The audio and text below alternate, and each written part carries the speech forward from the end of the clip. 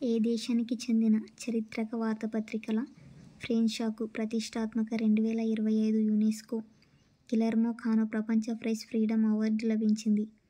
ప్రపంచ పత్రికా స్వేచ్ఛా దినోత్సవం సందర్భంగా 2025 మే 3న ఈ పురస్కారాన్ని ప్రకటించారు. 1926లో ఈ వార్తాపత్రికను స్థాపించారు. నికర్గావ్.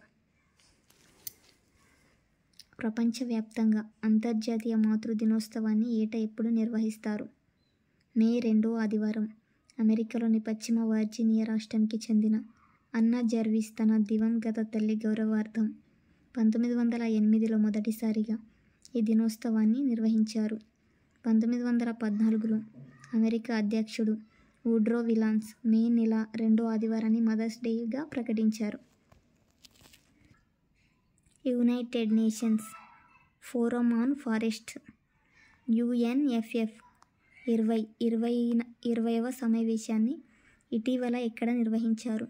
భారత ప్రభుత్వం పర్యావరణం, అటవీ వాతావరణ మార్పుల మంత్రిత్వ శాఖ ఆధ్వర్యంలో భారత బృందం ఈ సమావేశానికి హాజరైంది.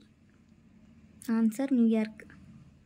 2027 జూన్ 24 నుంచి జూలై 25 వరకు ఫిఫా మహిళల ప్రపంచ ఫుట్బాల్ టోర్నీని ఏ దేశంలో నిర్వహించుచున్నారు? Brazil. Thank you friends. Thank you for watching.